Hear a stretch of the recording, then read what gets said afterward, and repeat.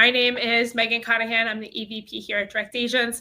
Just as a quick introduction to Direct Agents before we get started, we are a 22-year-old digital marketing agency. We help brands increase customers through digital channels, including paid media, SEO, GEO, analytics, Amazon retail media, influencers, and creatives. So we have all been getting just a ton of questions on a handful of things, including GEO, Reddit, and AI creative. So we thought we would host this webinar and really give everybody a chance to kind of hear right from the horse's mouth kind of how we're thinking about it. So before we start, though, I'd love if my colleagues could just do a quick introduction. So Corey and Mickey, could you introduce yourselves? Corey, you want to kick it off? Sure. My name is Corey Levine. I'm the VP of Integrated Media at Direct Agents, overseeing all of activation.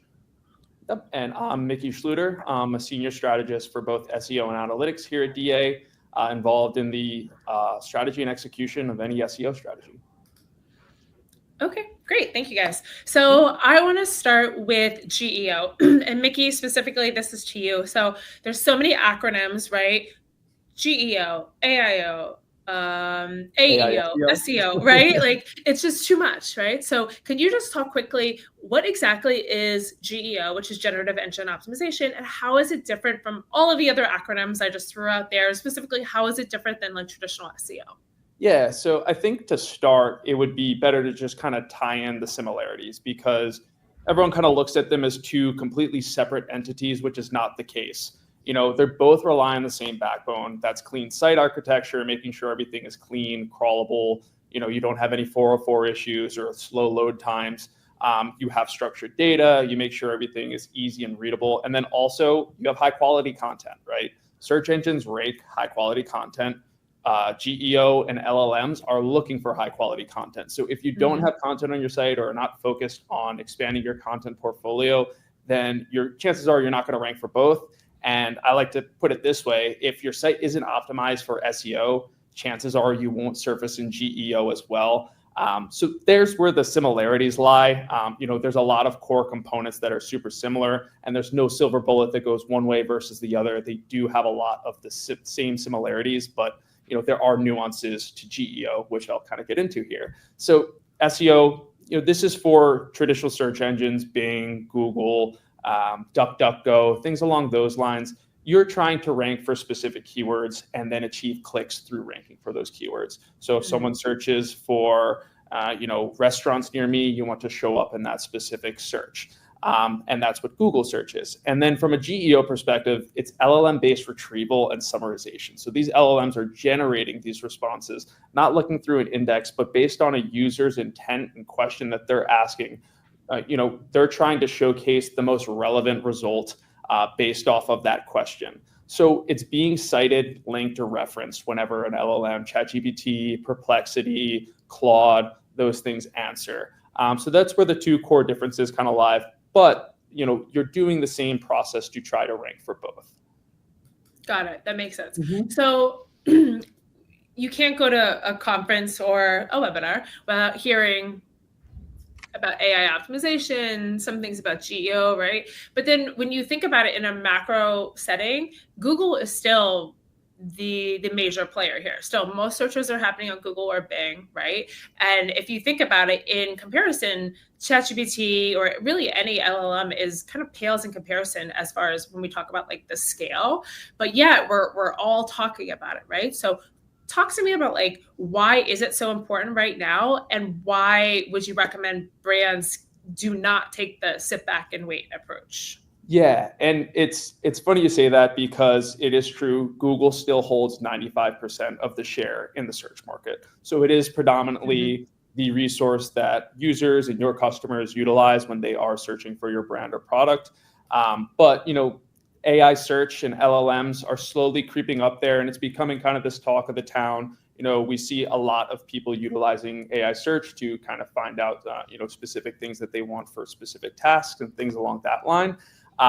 But, you know, it's important that we starting with an SEO strategy that builds into GEO, because what we're seeing is that if you are mentioned early and often in these specific LLM generated responses, there's a reinforcement loop. So LLMs tend to cite the same sources more than more likely based off of if they've been cited before. So if you have citations within these specific LLMs, then you're more likely to be showcased again and again. And that's where a small subset of your users are participating in, but it is eventually going to grow and continue to grow into a place where a bulk of users are going to be utilizing and starting their searches on ChatGPT, Perplexity, and Claude, and all these other LLMs. So it's important that you show up there, or you're leaving money on the table. I think the latest study I saw was that users are 4.4 times more likely to convert when they click on an AI search link versus traditional search link,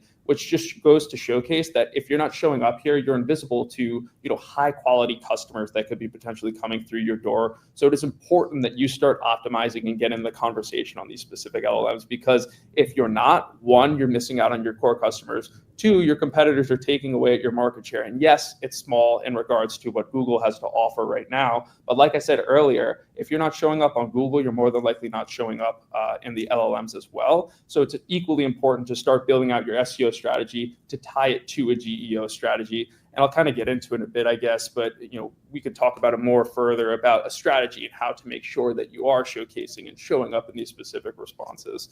But yeah, if you're absent in AI search, you're more likely going to have to rely on paid media. And it's great to be reliant and have a strong paid media strategy, but also if you could get free traffic from just making simple optimizations and updates to your site to make sure that you're showcased here, that's a quick win and an easy way to stay relevant as the age of AI search evolves. Yeah, that's a really good point. And we always talk about, we used to live in this monoculture, and similar with media, right? It was all Google and Meta, but now people are discovering and finding things in all sorts of different ways in all sorts of different places, TikTok, Reddit, which we'll talk about, Snap, et cetera. And you really do have to be present for all different consumers, regardless of where they're finding their information about you. So that's a really good point. Okay, I want to talk about specific strategies. So you said SEO, if you have a good SEO strategy, it's a really good foundation for a GEO strategy. But can you talk specifically, what does a GEO strategy look like, right? I assume it's not something that's running parallel to SEO. There is intersections. So if you were talking to a brand and they've never thought about GEO, what are their first 5 things that they should really consider to make sure that they're kind of on the right track? Yeah, no, great question. And I'd love for everyone to kind of leave with some actionable insights based off kind of this strategic discussion here. First, make sure your site is crawlable, fast, buttoned up, and clean from a technical perspective, because if search engines can't crawl your site, or your content is inaccessible, or your site's loading slow, more than likely LLMs are not going to be able to crawl that content as well. So start there. Quickly do an audit of your site, see what the site health kind of showcases. This is something we do first things first whenever we're starting with clients. It's just making sure that everything is buttoned up from a technical foundation, or else all that great content that you'll want to get produced, and I'll get into in a little bit, it falls on deaf ears, because there's no way for this content to be retrieved. There's been instances where I've worked on projects where you have clients whose site is totally invisible and non-indexable. And that's a first place to start. So make sure your brand is visible. Make sure you have everything buttoned up from a technical perspective. The next thing that I like to get into here is, there's a lot of similarities and crossover, like you said, between traditional search as well as GEO. So one of the first things I like to start with is title tags and headers. They're still super important from a technical perspective on both the GEO front as well as traditional SEO. In traditional SEO, you have title tags and meta descriptions and whatnot, and these are utilized more so to enhance clickability on a search result. If I search for something on Google, it pops up, the title and the meta description show and kind of entice me to click. Whereas now it's more important from an LLM perspective, because they use this to contextualize what the data or what the content of the web page is showing. So if I'm an LLM, I'm analyzing, okay, the title explains this about this page and the meta description describes this. Let me dive a bit further into the content. So that is one of the first places I'll start too if I'm looking to build a GEO strategy, is from a technical foundation perspective, make sure the hygiene is all nice. That's kind of a non-negotiable. It's similar across the board. So make sure your site's buttoned up from that perspective. And then from a content perspective, which I'll get into a little bit here, is you have to have your title tags in a good spot. You have to have your headers in a good spot. So we go through, and I just kind of talked about title tags and meta descriptions and how it kind of differs between traditional search and LLM and GEO. But when we get into the headers and the structure of the content, this is just as important. AI and GEO is all about making sure that when a LLM arrives on your site and is crawling your content, it can easily parse out information and contextualize that information for a response that it gives to someone who is searching for your product or service. So what I mean by that is when you have these H1s, these H2s, these H3s, they're all equally as important now as they were for technical perspective, but you want to make sure they're descriptive so the LLM knows what it's retrieving from that specific section and if it's relevant. I'm sure we've all seen it where LLMs potentially hallucinate and give you a poor response to what you're looking for, but it could also just be because the title is misleading or the header is misleading. So, you want to make sure that you're providing high quality headers throughout your section of your content. So if I'm writing on my solution pages, I want to make sure that my H1, my H2, and my H3 are all optimized for both traditional SEO as well as LLM visibility, because that is where that intersection occurs. You want it to be descriptive. They both serve kind of different purposes, but also help you be kind of showcased in those specific responses. The next thing is structured data. So this has kind of been a talk of the town for the last 3 to 5 years from a traditional SEO standpoint, making sure that you have schema markup included on your site on specific pages where it's relevant. It's more important now than ever. Not only does it help you, showcase and take up more real estate on the search engine results page from a traditional search standpoint, but from a GEO perspective, this is how search engine or these LLMs can really contextualize what your web page is about. If you're able to feed it structured data, schema markup, the language that it loves, it's going to be able to digest and parse through your content a lot easier than if you don't have that data accessible to it. So I would start there as well. One of the first things I would look at if I'm a brand or business is take a look at the schema markup presence across my web pages, especially the core solutions offerings or product offerings, to make sure it's incorporated there and that you have a robust presence there that really showcases what that specific page or product is about. So that's one of the first things I would take a look at from an LLM, SEO, or GEO perspective. And then the next thing is authority and collaboration. We kind of talk about this with Reddit, is you want to make sure that you are everywhere. And, it used to be this backlinking thing. That's what traditional SEO always leaned on was, hey, we need backlinks. We need to get mentions here from this website and a link from here. Well, now it's more about mentions. It's about where your brand is mentioned. I'm sure most of you have heard both Google and OpenAI have partnerships with Reddit. And that is why those results are, more than often one of the first citations within an AI search, as well as within a Google search. So it's important that your brand is organically participating in Reddit, mentioned. There are ways that you can do it in an authentic manner from a brand standpoint, but there's also ways that you can create your own Reddit profiles and subtly promote your brand, and obviously not, be too overambitious with how you handle it. It's a very sensitive community, but this is where a lot of results are being, generated. It's coming straight from Reddit. So if you're able to be helpful within a Reddit space, sometimes it's more valuable than a blog post to be responsive in there. So that's kind of one of the areas that I would pivot to, as well as Wikipedia. I'm sure if you look things up on LLMs and, are searching through ChatGPT, you'll notice this, that a lot of times it's pulling information from Wikipedia. So if you have access to update that knowledge graph or any other knowledge graph for that means, go ahead and do so and make sure it's optimized to tell your brand story, to incorporate the most crucial parts about your brand that you think are important for your core customers. So that's another area I'd start.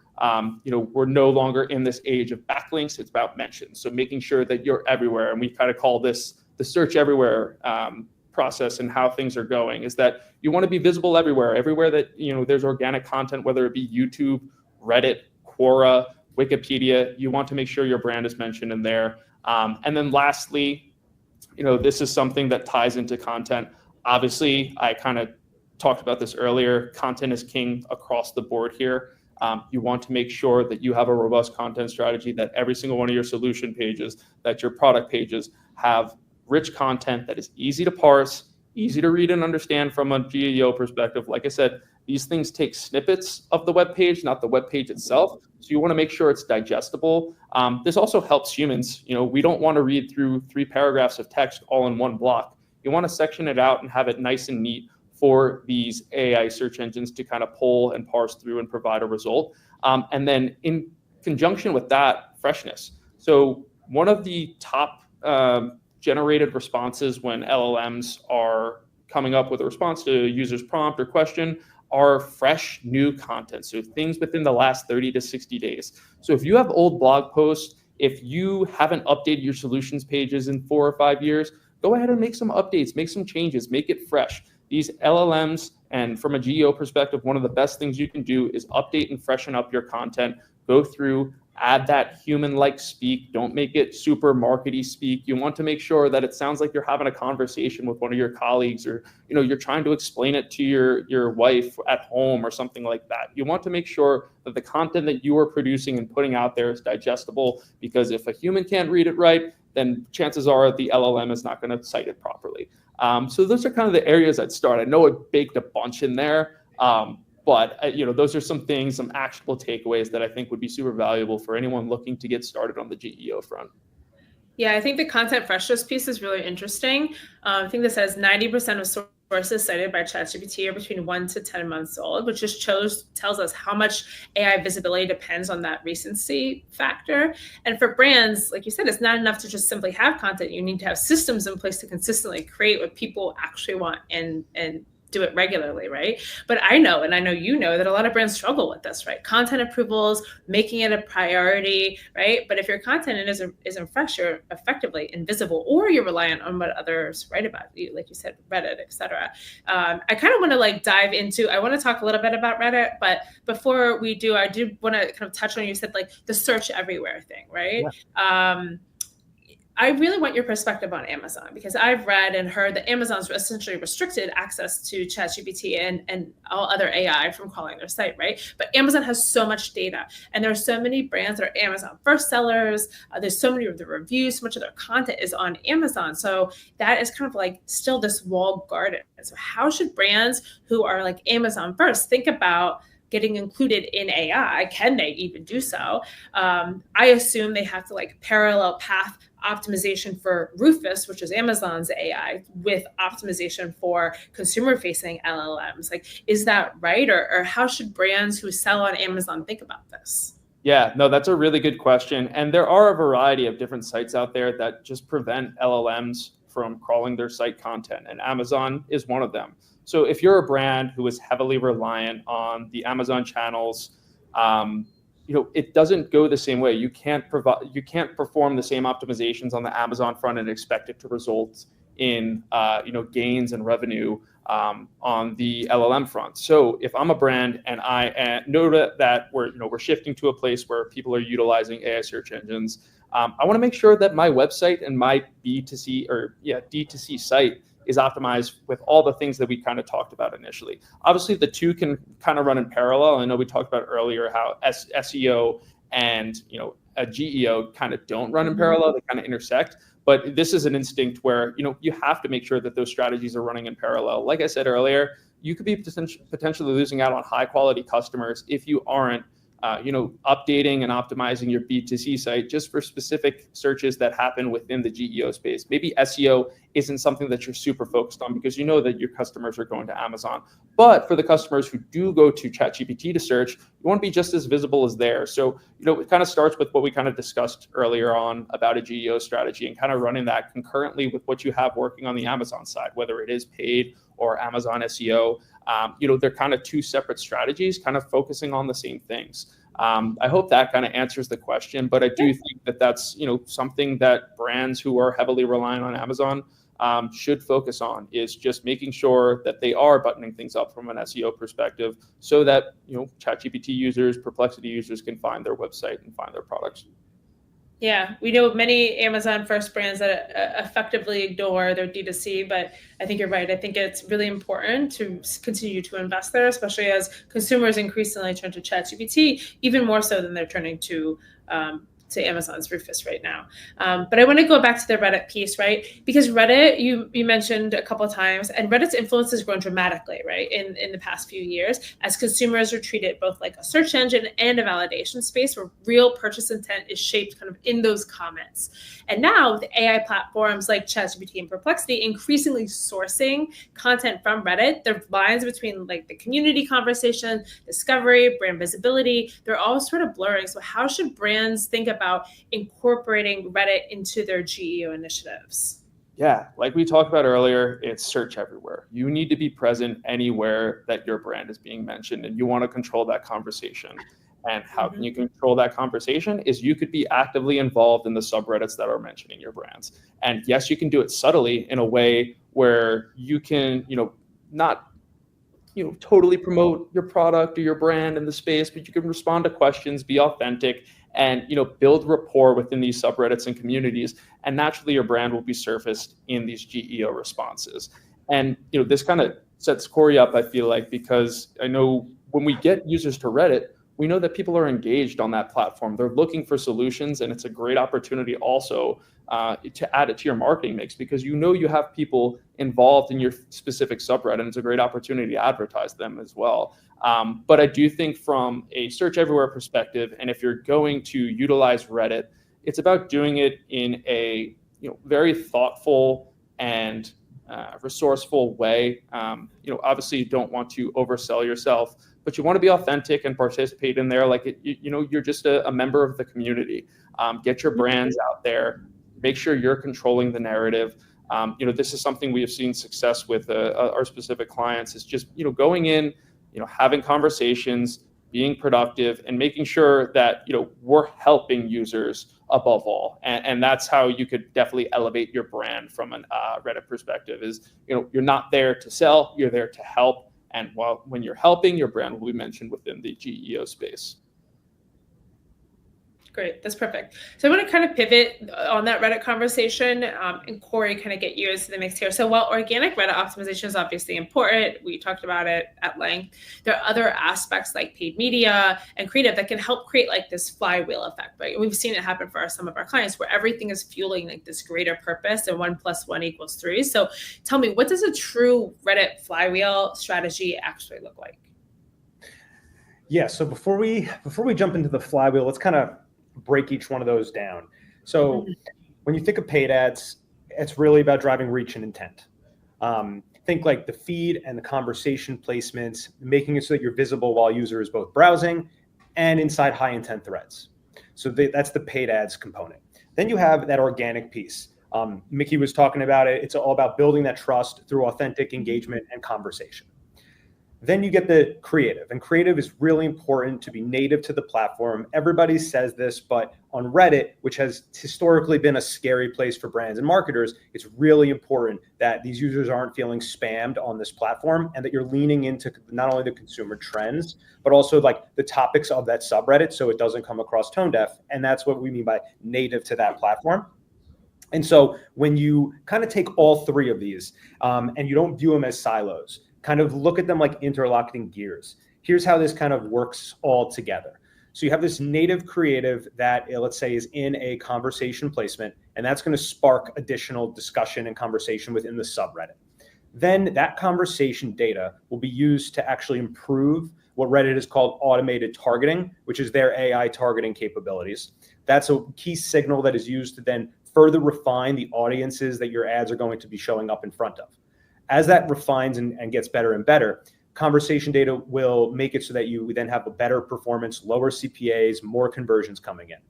The more you do that, the better you're retargeting and lookalike audiences, helping convert warm audiences. And all this is kind of like tied up with that AMA or organic replies that allow us to reinforce credibility into the user. Think of that constantly happening over and over again, and you could just see even from that key piece of targeting how much better your signals will be in your marketing campaigns. Oh, wow. That's really kind of fantastic.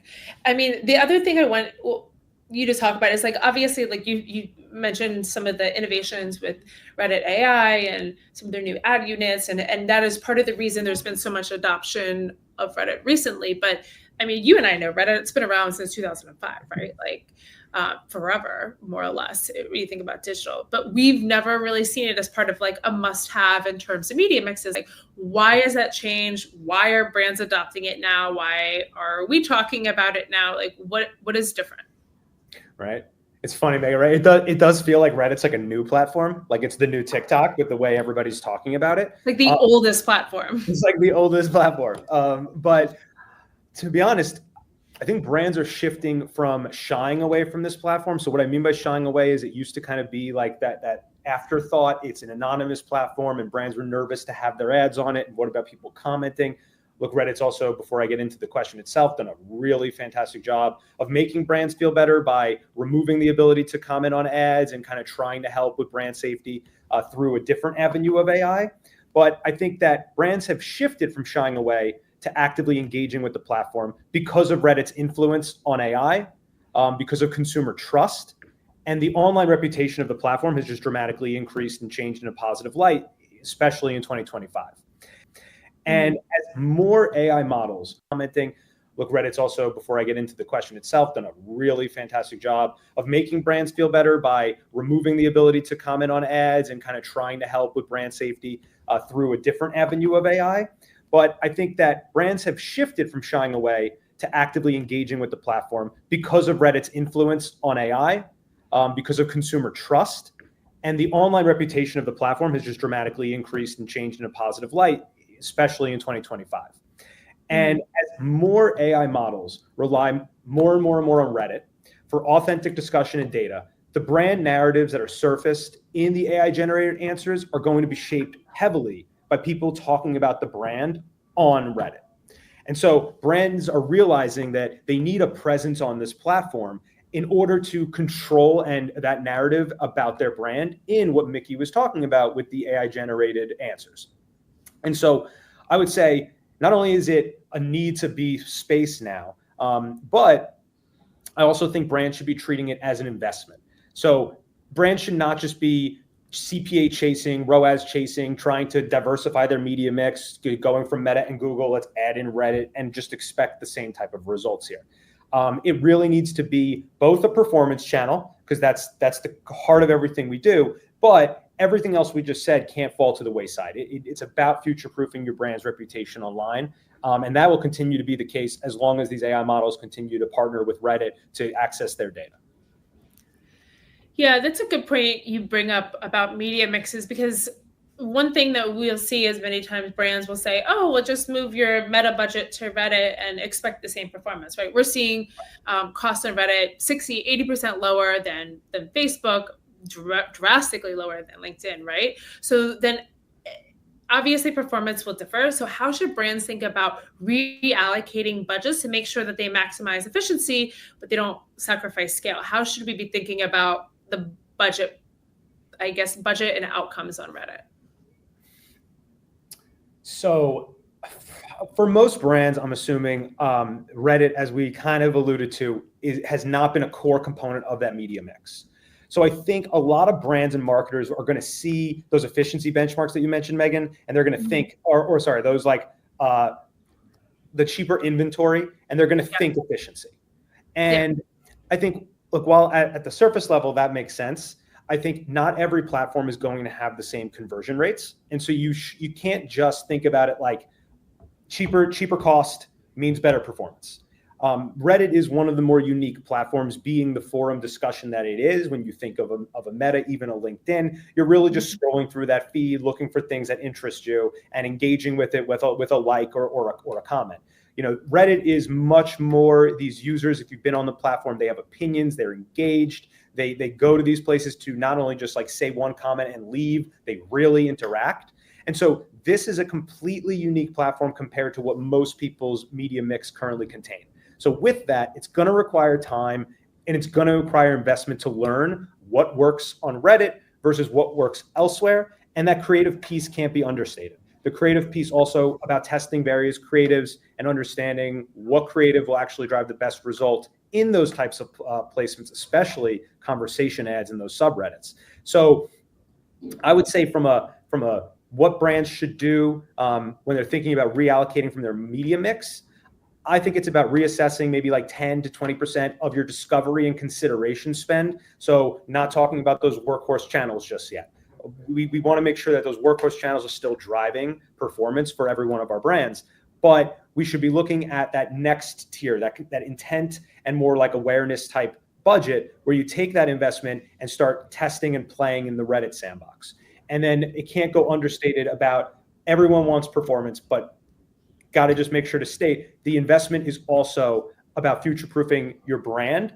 And so marrying your marketing objective with like the business objective in the AI world. And that's how I'd kind of think about we hear these great benchmarks. Reddit talks about these benchmarks. What does that mean for performance, and how you can kind of just start carving out a small amount of budget within your marketing budget, or request incremental because you don't want to touch those evergreen workhorse channels, and then start working hard to get that to be part of your core media mix. That's the top line direction that I'd recommend any brand take.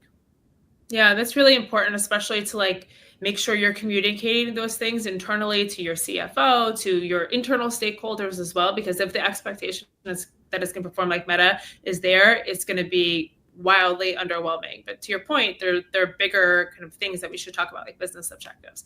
Yeah. I do want to at least out the gate, Megan. Well, at least out the gate, right? Yeah, like, of course. We're not saying it can perform just like these, if not better. We've seen that. It's just a lot of times brands, we know how the world is these days. We know the pressure from CFOs. It's like 2 weeks, 2 weeks to test this out, or the platform doesn't work. And when you layer on that future proof of this AI, search everywhere mentality, removing this from your portfolio after 2 weeks because it's not in line with a Facebook or a Google, that's where you're playing the short game versus the long game. See, I'm not even going to go down this whole rabbit hole of measurement and why it's so important to have like a holistic measurement strategy and media mix modeling, because like that will actually tell the impact. We don't have the time for that. So, but V2, you guys.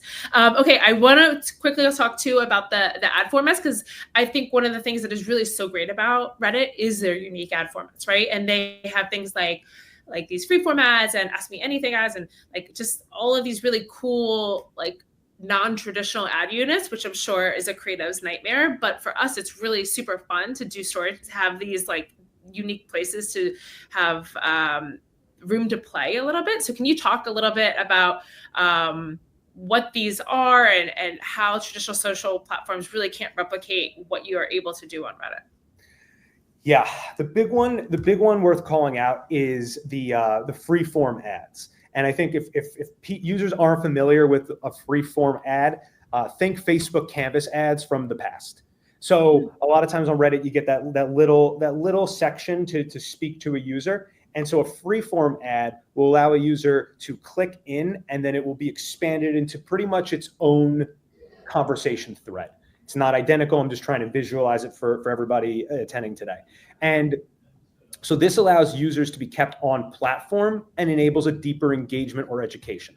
Now that's really important, because I think almost Facebook Canvas ads were ahead of its time, because now users don't want to leave the platforms. And so Reddit does not want users leaving their platforms. And so what can a brand do? You can use a freeform ad as like a mini microsite, and you can kind of speak to educational FAQs, or just like enable deeper engagement where then people can be commenting on these. So this is something that not many other platforms currently have, especially with so many platforms going towards those short form video style engagement. And so where it's very just like, flick through, this kind of enables that deeper engagement. So freeform ads is a unique format available on Reddit that I definitely recommend tapping into from a paid perspective. And then when it comes to like organic, it's all about like AMAs, which have been around for a long time, but that is such a unique place where a brand can go onto a platform, enable an AMA, and give their target audience, users on the platform, a unique opportunity to engage with a brand that doesn't normally happen. And so that's like a very big piece in the AMA space of like building that brand credibility. You can use that not only to build credibility, but even to product test and understand what people like or don't like. It could be a very powerful source for customer service. And so for, those would be like two unique things that I guess I'd call out, Megan, about formats specific to the Reddit platform. Yeah, that's a really great point. The amount of kind of unstructured data you're going to get from your current customer base is amazing. So you touched on this a couple times about, brands kind of shying away from Reddit in the past. And I mean, it's understandable, right? I think Reddit users have been notoriously finicky. And Reddit even gives users an option to block a brand for up to a year if they don't like how they show up on the platform, which is like kind of scary for a brand, right? So knowing this, how should brands interact with the Reddit communities? Like, what are some best practices to make sure you're not spammy, not overly promotional? Like, what should people do? Yeah. So first, it's important to be native and valuable on that platform, right? So we hear this, and a lot of brands might say, "Oh my God, I need to get on that. Let's do it." And let's not be too short-sighted on that. Really being valuable on the platform, that's what users are craving. So I'd recommend using a dedicated brand profile to ensure that you're not blurring the lines between a personal opinion and a brand opinion. And then from there, be very helpful. Answer, resources. I want to use the word not promotion, but I also, I don't necessarily just mean that on an ad front. Obviously, for paid ads, promotions really make a big difference, and that's going to be a core part of your creative messaging strategy, especially for those warmer audiences. However, if you're looking and playing more in that driving intent space, being a part of the conversation in the community, really like not promoting yourselves. And I say that because a lot of subreddits out there also have like no self-promotion. So it's not even about being native and valuable. But when I say native to the platform, yes, a lot of people hear that. Be on top of the lingo, TLDR, like these things today I learned, like all these things that people talk about on Reddit. But really familiarize yourself with the rules and the community guidelines on subreddits to ensure that you're adhering to those. And then, make sure that just users feel in touch with you. With that being just who you are, what's your mission? Like, don't let that veer away from based on the fact that you're in this like open forum community.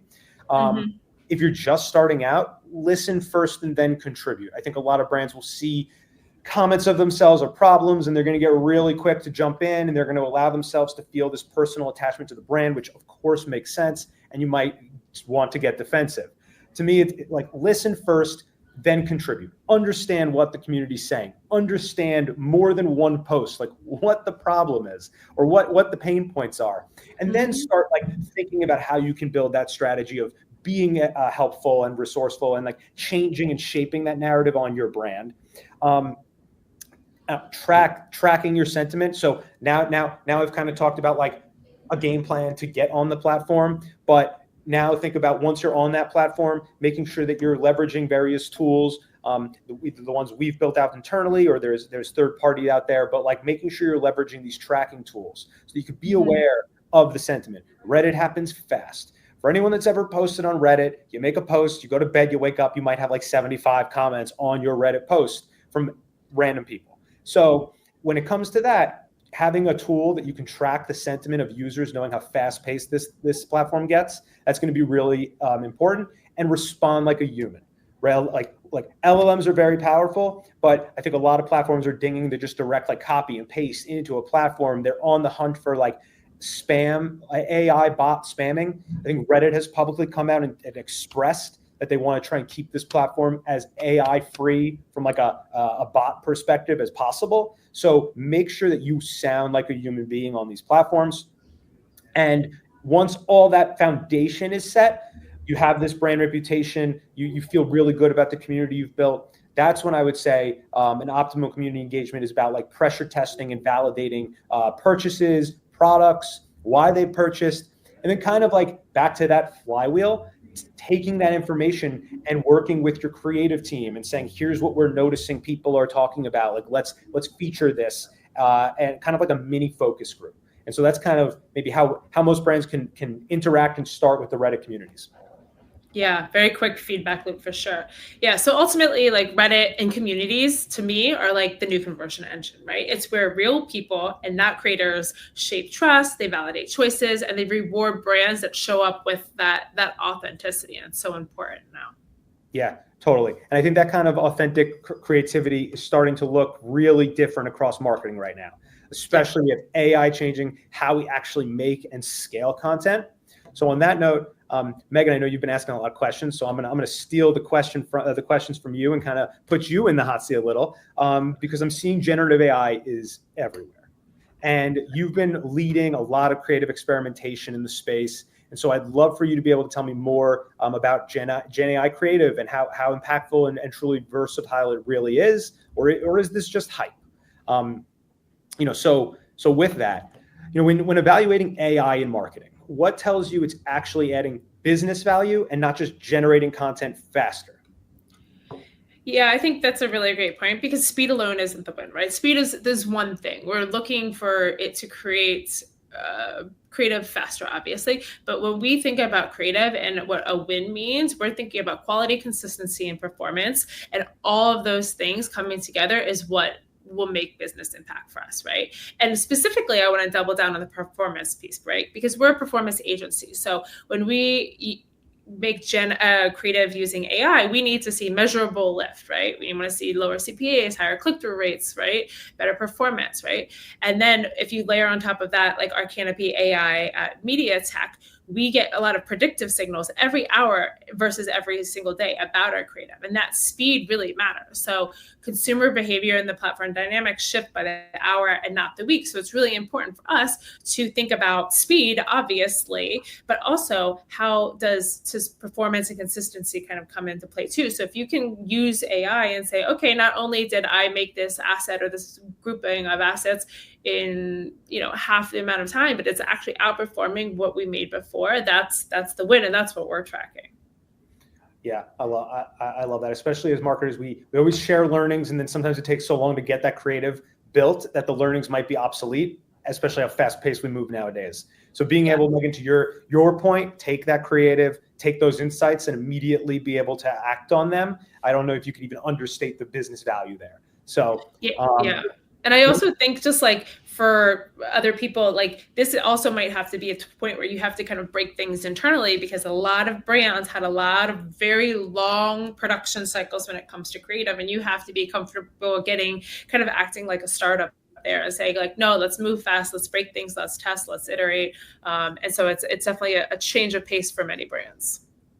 Yeah, and I love how you mentioned like the break things. And so when it comes to breaking things, a lot of companies are testing AI tools. I don't want to say a lot of companies. Probably every company is testing an AI tool, but very few have properly operationalized them. And so I would love to know from you, what is your guidance? Like, what does moving from experimentation to implementation actually look like? Yeah. So experimentation is about testing, right? Implementation is about the integration. And when we internally say AI is like working, or when we're considering it a success, it's when it becomes invisible, meaning like you don't even know it's there, right? It's just simply part of the workflow. It's just simply part of the process. It happens automatically. That's when I think you've really kind of made that shift to implementation, right? Because moving from that experiment and implementation means shifting from testing tools to integrating them into the way you work, right? Because I think AI at many organizations is like a side project right now. I think a lot of people treat it like a side project. Everyone's trying this little thing on the side to get more efficient. I was reading a stat about a lot of, or even people at organizations aren't even telling their companies they're using AI, right? They're just trying to do more with less. But at our agency, AI can't be a side project. It has to be embedded into our daily operations across both creative, media, and everything we do, right? So for us, designers still lead the process, but our creative AI workflows will scale their ideas automatically just across every format and every platform. And then we layer on, like I said, our media technology, Canopy AI, which analyzes campaign data and optimizes bidding in real time. So together they create this like closed feedback loop where performance informs creative and creative fuels performance. So we're at a place now, Corey, like how much work we've put into operationalizing our creative. We're at a place now where it really is kind of running behind the scenes. We have this feedback loop and it's working. And I think that's the standard that everybody needs to get to. But that's hard to do. It takes a lot of everybody aligning on the goal, moving towards one goal. And sometimes it's really hard to do at organizations, especially large scale organizations. Yeah. And you hit it. I think it goes very nicely, Megan, with the breaking things. Like we've broken a lot of things to get to that incredible operational part of everything. Too many things. And so I think that couldn't be more true. And I think the element that you had of how we're operating with creative, really we still have the human element to it.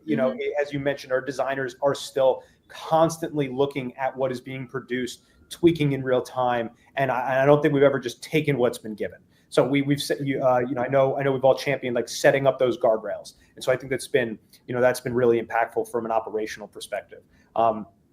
Now, if a marketing leader wanted to start integrating AI right now, knowing how far we've come, Megan, and how gold standard we feel that has been, what's one first step that you'd say a marketing leader should take? So I've always say this one thing to people across a variety of different scenarios, and it's progress over perfection, right? And it works here too, because your first attempt will not be perfect, right? But it's about the momentum that matters. It's about taking this smallest step, right? Just pick one process that is really repetitive, it's high volume, it's measurable, like scaling creative variants, like automating media pacing, whatever, right? Start there, prove value, build confidence, and then you expand. Don't try to do too much, right? And that's how exactly we made our creative AI workflow started. We automated those repetitive tasks to free up creative energy. Over time, we started connecting all of our AI together, sort of to work like a conveyor belt, right? And then we connected it to our Canopy AI media, creating that feedback loop between creative production and campaign performance. So the key is this incremental transformation. Small wins, build momentum. Do not do the big things first, right? I've seen firsthand, take it from me, take it from our mistakes. If you do too much too fast, you will fail. Start small, iterate, and then build on it. Yeah, I would to go off of that. I think something that was super helpful is having an AI roadmap internally. Yes. Put yourself on an AI roadmap, because there's so many things that this powerful technology can do, that having a roadmap will allow you to cut through that noise, right? Of like the daily change of news, of all these LLMs every day. Like, this will keep you on course. And we talk about a lot of good that AI can bring to the table. But Megan, what do you see as the biggest risk in scaling AI across creative and marketing teams? Like, how do you safeguard against them? Bad creative is the biggest risk. I think the biggest risk is honestly that creative sameness thing, right? That all of a sudden, like you see it, like Corey, we were just talking about it, right? Where it's like, now everybody, you go on LinkedIn or you go read content, everybody sounds the same and everybody uses the same, because it's just copied and pasted from ChatGPT, right? And when automation takes over without human insight, you get that bad creative, right? But creative is so important. We're living right now in an attention recession, right? Good enough creative no longer cuts it. Even created by humans, right? People expect experiences in creative that are authentic, they're personalized, they're contextually relevant, they're non-intrusive, they're funny, all of these things, right? And that requires real creative intent behind the automation. So we have to build these guardrails in place for our systems from pretty much the get-go, right? Our creative AI workflow learns directly from our designers' files. So every asset follows the same brand logic, creative standards. So our designers still need to lead the process. They define the idea and AI scales it intelligently. I know everybody's waiting for this one magical time where we could just like offload everything to Gen AI, and we've all seen kind of like the Sora videos, et cetera. But like, we're just not there yet. We're not there that creative can just be handed out to an AI. You need very diligent design-led oversight. Yes. And to that, I think the three of us were talking, it's kind of like knowing there's no even standard of safeguards, because it's every brand's gonna have a different appetite for brand safety and suitability. And so some brands are going to be more open to AI because the product or the consumer is going to be okay with it. And other clients, streaming clients, like this might be a little bit too sensitive to like really just like fully let it run. And so you have to understand your own brand and kind of how to interweave everything, Megan, that you just said into your safeguards. Because it's like a fun podcast episode is we've never been more like, what is reality anymore? Like, what is Sora? Like, I think the other day I was scrolling through something, I saw something, I was like, that's so awesome. And then it just flashed Sora, and I was like, oh my God, I can't even believe anything anymore. So it's like, too cool, it's not real. Yeah. Cool, right? Like, So those safeguards are going to be different for the end result, but they should be foundational. And I think, Megan, you had some really good ones there. The last question I want to ask you, Megan, bringing it all together. How are creative teams evolving to make AI work effectively inside an organization like we did at DA? So, creative, I think all of our teams are evolving fast, and I think we see it, right? Not just creative. So I don't want to just pigeonhole us there, but creative especially is evolving really fast, right? The modern team is blending. It's not just like art anymore. It really does have to be like art, science, data, engineering, all blended together. And we're asking a lot for our creative team. So here, what we're doing is we build a lot of like hybrid roles, right? Like creative technologists, AI workflow leads, and data designers that will bridge the gap between like the design and the tech piece. Our designers now work directly with our engineers, which I'm sure both of them get very frustrated about, but it's good, to train that our creative AI workflow to mirror the aesthetic standards that the designers have set, right? It really is about making everybody work together in harmony, because it's not about replacing our creative talent. That's never been the intent for us. It's about expanding what they can do, right? And the best creative teams, I think, of the future are going to be fluent in both the design systems and the data intelligent piece, using AI not just as kind of a shortcut, but a multiplier effect. And that's really how we're thinking about it. How do we make it so that, again, 1 + 1 = 3 here? So, I mean, a lot of really great stuff going on with AI in creative and really kind of across the board, but that's how we're thinking about creative specifically. And we're about at time now, a little bit over 5 minutes over. So thank you everybody who's stuck on with us. If you do have any questions, we're not going to answer them live, but I would ask you to please email marketing@directagents.com. If you send an email there, any questions you have, nothing too big, too small, we will get back to you within 24 hours. So please shoot over that email. And thank you so much for joining us today. Have a great rest of your day. And thanks, Corey and Mickey.